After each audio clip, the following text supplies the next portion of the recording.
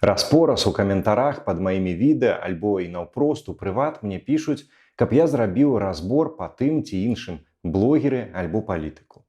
Звычайна я гэтыя просьбы ды прапановы ігнарую, хоць мне і насамрэч ёсць што сказаць па некаторых асобах. Ну а сёння я ўсё-ткі адкажу.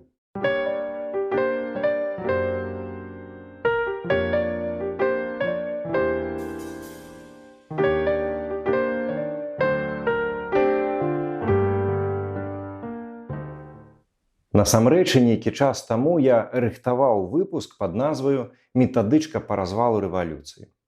Як своеасаблівы працяг выпуску «Траянскія коні байнету». Аднак у нейкі момант адклаў, не дарабіўшы. Да кожнага падобнага разбору трэба грунтоўна рыхтавацца. Гэта аксіёма.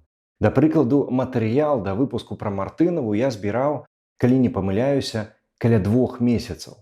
За гэты час вывучаецца біяграфія чалавека, праглядаюцца прынамсі дзясяткі гадзінаў відэаматэрыялаў, вывучаюцца інтэрв'ю ды іншыя публічныя выказванні. Таксама дасылаюцца запыты ў самыя розныя арганізацыі ды ініцыятывы. Дамаўляешся на размову з тузінам людзей, якія ведаюць гэтага чалавека шмат гадоў. Шукаеш пацверджанні сваім здагадкам, альбо наадварот іх абвяржэнні. Акрамя адсутнасці ахвоты ўдзельнічаць у медыйных срачах, у мяне банальна няма на іх столькі часу. Як да прыкладу, няма наагул часу на падобныя высвятленні і разборы у гарадзенскага актывіста і музыкі Ігара Банцара. На момант запісу гэтага выпуску Ігар ужо 10 дзён ад 3 сакавіка трымае сухую галадоўку, пратэстуючы за кратамі супраць расправы лукашыстаў над ім. Паводле лекараў 10 дзён гэта куды больш, чым можа пражыць чалавек без вады. Тут літаральна кожнае імгненне. Гэта пытанне жыцця і смерці. Няма часу і ў закратаванага блогера Ігара Лосіка, якога лукашысты давялі да гэткага цяжкага маральнага стану, што ён намагаўся на вачах у следчага парэзаць сабе рукі і таксама абвесціў сухую галадоўку. Ускрыў сабе вены і блогер Сергей Пятрухін. Зараз ён у карцеры магілёўскай турмы нумар 4. Колькі часу ў яго на ўсе гэтыя разборы? Колькі часу ў яшчэ аднаго галадоўніка з Дмітра Фурманова, а таксама ў Міколы Дзядка, Міколы Аўтуховіча, Ігара Аліневіча ды іншых, з каго лукашысты зараз лепяць нават тэрарыстаў, падводзячы пад расстрэльны артыкул. За кратамі ў сцяж застаюцца тысячы і тысячы нашых суайчыннікаў і суайчынніц, якія нічога дрэннага не зрабілі. Яны папросту трапілі ў рукі катам. І што зараз з імі адбываецца там, у лукашысцкім палоне, мы з вамі дакладна не ведаем. Ну і вось што зараз важнейшае для іх? Каб змаганне працягвалася, што дасць шанец ім на вызваленне? Ці каб мы тут, на волі, усю сваю ўвагу і сілы кінулі на срачы ды інтрыгі? Колькі часу на разборы і высвятленні ў тых, хто, прынамсі пакуль што застаецца па гэты бок кратаў, пытанне адкрытае. Адказвайце на яго самастойна. У мяне ж асабіста арыфметыка выбару простая. За 2 месяцы альбо адзін разбор пра адну асобу, альбо 5-10 выпускаў ЧБ, у якіх я хаця б магу падбадзёрыць тых, хто адчаяўся. А таксама падумаць пра тое, што ж нам усім рабіць далей, разам з тымі, хто хоча дзейнічаць. Насамрэч, я ўпэўнены, што галоўнае сёння не інтрыгі, срачы ды хайп. Галоўнае сёння працягваць гнуць сваю лінію, ісці да агульнай мэты, незалежнай Беларусі без Лукашэнкі. Усе, хто ідзе да гэтай мэты, мае паплечнікі.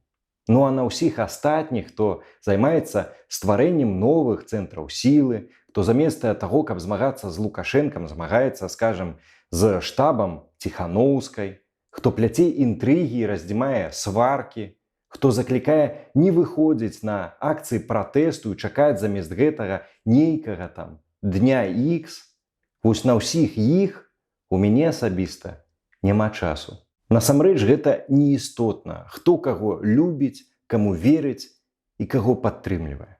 Да прыкладу, можна колькі заўгодна разоў не быць прыхільнікам Святланы Ціханоўскай альбо даікаўкі ненавідзець Франка Вечорку. Але на сёння менавіта яны размаўляюць з заходнімі палітыкамі і бізнэсоўцамі наконт ціску на Лукашэнку. І замінаць ім у гэтым сёння гэта ў тым ліку і красці час у тых ахвяраў лукашызму, у якіх гэтага часу няма альбо засталося вобмаль. Хочаце змагацца, і вам здаецца, што хтосьці там злівае пратэст альбо працуе на карысць Крамля? Ну дык змагайцеся, не звяртаючы на іх увагу. Не марнуйце на іх свой час. Лепей зрабіце ўсё, што ў вашых сілах, каб хаця б крышачку наблізіць нашу агульную перамогу над лукашыстамі.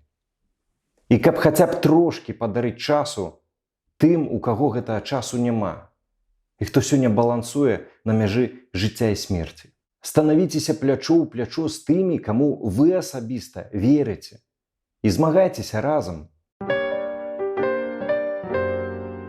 Ну і па скрыптум. Ці азначаюць публічнае маўчанне адносна шэрагу публічных асобаў, а таксама заклікі задзіночвацца, тое, што трэба задзіночвацца і з тымі, каму ты асабіста не давяраеш? Ну, канешне ж, не. Ну вось, да прыкладу, я асабіста ад усіх тых, каму не давяраў ад самага іх медыйнага з'яўлення, а таксама ад тых, да каго страціў ранейшы давер, ад усіх гэтых асобаў я дыстанцыююся. Я не маю і не буду мець з імі аніякіх справаў. І, магчыма, пра кагосьці з іх я выкажуся пазней. Уявіце сабе, што вы вялікая магутная рака. І на вашым шляху раз-пораз сустракаюцца перашкоды. Ну і таксама уявіце, што людзі, якім вы не давяраеце, гэта папросту камень на шляху ракі. Ну вось і што робіць рака, сустрэўшы на сваім шляху камень? Няўжо яна канцэнтруецца, збірае ўсе свае сілы, ды пачынае бадацца з гэтым каменем? Ну, канешне ж, не. Рака папросту плыве далей, абмінаючы перашкоду. А камень банальна патанае ў рацэ і назаўжды застаецца недзе ззаду.